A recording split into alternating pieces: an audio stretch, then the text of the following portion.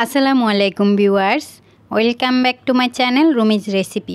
আজকে আমি আপনাদের সাথে যে রেসিপিটি শেয়ার করব, গরুর পায়া অথবা নেহারি। আমরা এটাকে অনেক নামেই বলতে পারি, তবে যে যেই নামে বলি না কেন এটা খেতে কিন্তু ভীষণ মজাদার হয়ে থাকে। আর এই রেসিপিটা তৈরি করা কিন্তু খুবই সহজ, যদিও নতুনদের জন্য একটু কঠিন, তবে আমি খুবই সহজভাবে আজকের এই রেসিপিটি তৈরি করে দেখাবো। আর আজকের এই রেসিপিটি আমি মায়ের রেসিপি ফলো করে আপনাদের সাথে শেয়ার করব। আশা করছি যারা নতুন রাঁধুনি তাদের জন্য অনেকটাই হেল্পফুল হবে আজকের এই রেসিপিটি। তো চলুন তাহলে মূল রেসিপিতে চলে যাই। প্রথমে আমি এখানে গরুর পায়া নিয়ে নিয়েছি পরিমাণ মতো। এগুলোকে নর্মাল পানিতে 3-4 বার খুব ভালোভাবে ধুয়ে নিয়েছি। এরপর আমি ফুটন্ত গরম পানি দিয়ে এই নেহারিগুলোকে 5 মিনিটের মতো ভিজিয়ে রাখবো। এতে করে নেহারির ভিতরে যে ময়লা থাকে সেগুলো বেরিয়ে আসবে। তো দেখতেই পাচ্ছেন ব্লাডগুলো বের হতে শুরু করে দিয়েছে। আর এভাবেই গরম পানিতে ধুয়ে নিলে নেহারি একবারে ক্লিন হয়ে যায়, না হলে এই ময়লা সহকারে রান্না করে খেতে হয়।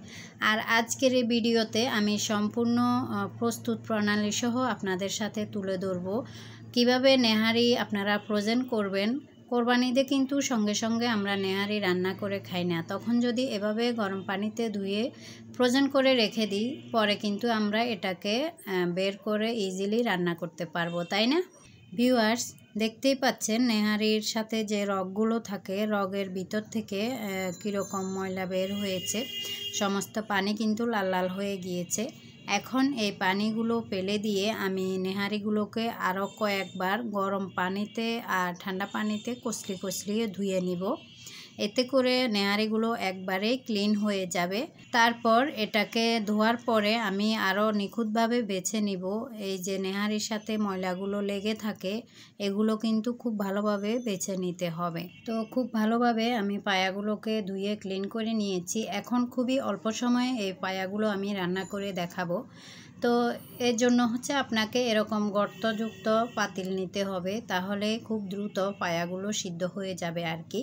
তো সবগুলো নেহারি আমি পাতিলে নিয়ে নিয়েছি। এখন এর মধ্যে আমি গোটা গরম মশলাগুলো দিয়ে দিচ্ছি 3-4টে তেজপাতা ছোট ছোট করে দিয়েছি, আর দিচ্ছি দারচিনি, আর দিয়ে দিচ্ছি এলাচ 4-5টা, লং, তারপর কালো গোলমরিচ, এগুলো আমি পরিমাণ মতো দিয়ে দিয়েছি।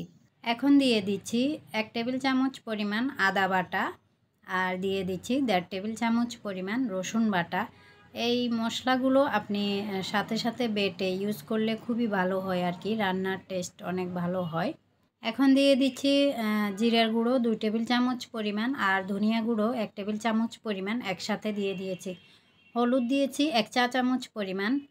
ভিউয়ার্স, এখানে কিন্তু হলুদের পরিমাণ খুব বেশি দেওয়া যাবে না। এখন দিয়েছি 8-10টা কাঁচামরিচ, আর দিয়ে দিচ্ছি 1 টেবিল চামচ পরিমাণ লবণ, অর্থাৎ স্বাদ মতো লবণ দিয়ে দিয়েছি। দিয়ে দিচ্ছি বড় সাইজের 3-4টা পেঁয়াজ কুচি, বড় বড় করেই কেটে দিয়েছি।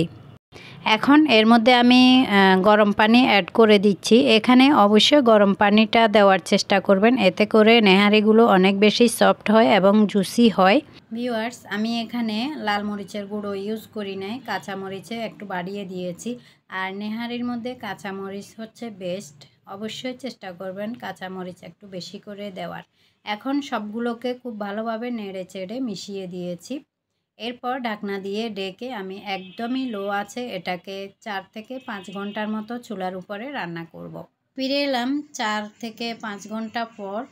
এখন কিন্তু আমাদের নেহারি একবারে মোটামুটি হয়ে গিয়েছে, একদমই সফট হয়ে গিয়েছে। আমি দেখিয়ে দিচ্ছি, এই যে নেহারির হাড় থেকে কিন্তু মাংসগুলো খুলে খুলে আসছে, আর ভিতরের যে জেলিগুলো আছে সেগুলো কিন্তু বের হয়ে আসছে। এরকম রান্না হলে কিন্তু এই নেহারিটা খেতে অনেক বেশি টেস্ট হয়। দেখতেই পাচ্ছেন মাংসগুলো খুলে খুলে গিয়েছে। আর যেহেতু আমরা এখানে গরম পানি ইউজ করেছি, সেক্ষেত্রে কিন্তু খুব তাড়াতাড়ি রান্নাটা হয়ে যাচ্ছে। ভিউয়ার্স, আমাদের আগেকার দিনের মা চাচিরা কিন্তু এটাকে 2-1 দিন সময় লাগিয়েই রান্না করতেন। আর আজকে আমি খুবই অল্প সময়ে, খুব কম সময় লাগিয়ে এই নেহারিটা রান্না করে দেখাচ্ছি। এই প্রসেসে আপনারা খুবই তাড়াতাড়ি রান্না করতে পারবেন। এখন দিয়ে দিচ্ছি তেঁতুলের টক 1 টেবিল চামচ পরিমাণ। আমি এটার বিচিগুলো ফেলে দিয়েছি। এই তেঁতুলের টক দেওয়ার কারণে নেহারির টেস্ট আরও দ্বিগুণ বেড়ে যাবে। এখন ঢাকনা দিয়ে ঢেকে আমি এটাকে আর কিছুক্ষণ রান্না করব। এ ফাঁকে হচ্ছে নেহারি স্যুপটা একটু ঘন করার জন্য এখানে 1 টেবিল চামচ পরিমাণ ময়দা আমি টেলে নিচ্ছি চুলার আঁচ একদম লোতে রেখে, যেন পুড়ে না যায় সেদিকে লক্ষ্য রাখবেন। পুড়ে গেলে কিন্তু তিতা হয়ে যাবে। তো হয়ে গিয়েছে, এখন এগুলো আমি দিয়ে দিচ্ছি নেহারির মধ্যে। আপনারা চাইলে পানিতেও গুলিয়ে দিতে পারেন। দিয়ে খুব ভালোভাবে সাথে সাথে নেড়ে চেড়ে মিশিয়ে দিচ্ছি। এখানে চাইলে পাউরুটিও দেওয়া যায়, তবে আমি মনে করি ময়দা দিলেই কিন্তু এর টেস্ট অনেক ভালো আসে। এটা বেস্ট একটা অপশান। আপনারা অবশ্যই চেষ্টা করবেন এভাবে ময়দা টেলে দেওয়ার। এখন ঢাকনা দিয়ে ঢেকে দিয়েছি। আর এখানে বাগার দেওয়ার জন্য আমি 1 টেবিল চামচ পরিমাণ তেল দিয়ে দিয়েছি। তেল গরম হয়ে গেলে দিয়ে দিচ্ছি রসুন কুচি আর দিয়ে দিচ্ছি পরিমাণ মতো পেঁয়াজ কুচি। তো রসুন আর পেঁয়াজটাকে আমি একটু ব্রাউনিশ করে ভেজে নিব। তো ব্রাউন কালার হয়ে গেলে আমি এর মধ্যে দিয়ে দিব 2টো শুকনো মরিচ আর দিয়ে দিব 1 চা চামচ পরিমাণ টালা জিরের গুঁড়ো। এটা দেওয়ার কারণে খুব সুন্দর একটা ফ্লেভার আসবে। এখন আমি স্যুপটা হচ্ছে এর মধ্যে দিয়ে দিয়েছি। আপনারা চাইলে একই পাতিলে বাগারটা দিতে পারেন, তবে এটা খুব সাবধানেই দিতে হবে। আমি দিয়ে দিয়েছি, দেখতে পাচ্ছেন। এখন এটাকে আর 5 মিনিটের মতো জাল করে নিব।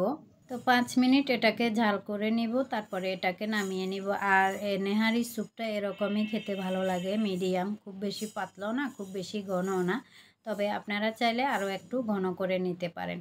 এখন 5 মিনিট পরে আমি এটাকে চুলা থেকে নামিয়ে নিব আর আপনাদেরকে পরিবেশন করে দেখিয়ে দিচ্ছি ফাইনাল লুকটা কেমন হয়েছে। তো একটা বলক চলে আসছে, আমি এটাকে এখন নামিয়ে নিয়েছি। আর এটা হচ্ছে গরম গরম খেতে মজা, রুটি নান যে কোনো কিছু দিয়েই খেতে পারেন। ভিউয়ার্স, আমরা এটাকে যে যাই বলি না কেন, নেহারি, পায়া, খাট্টা, এটা খেতে কিন্তু ভীষণ মজাদার হয়ে থাকে। তো আশা করছি আমার আজকের এই রেসিপিটি আপনাদের কাছে খুবই সহজ লেগেছে। যদি আমার এই রেসিপিটি ভালো লাগে অবশ্যই আমার চ্যানেলটি সাবস্ক্রাইব করবেন, লাইক কমেন্ট শেয়ার করবেন আর ফ্রেন্ডস অ্যান্ড ফ্যামিলির মাঝে শেয়ার করে দিবেন। আর যারা আমার ফেসবুক থেকে এই রেসিপিটি দেখেন আমার পেজটি ফলো করে দিবেন। যারা এই কাজটি অলরেডি করে ফেলেছেন তাদেরকে অসংখ্য ধন্যবাদ। আজকের মতো তাহলে এখানে বিদায় নিয়ে নিচ্ছি। সবাই ভালো থাকবেন, সুস্থ থাকবেন। আল্লাহ হাফিজ।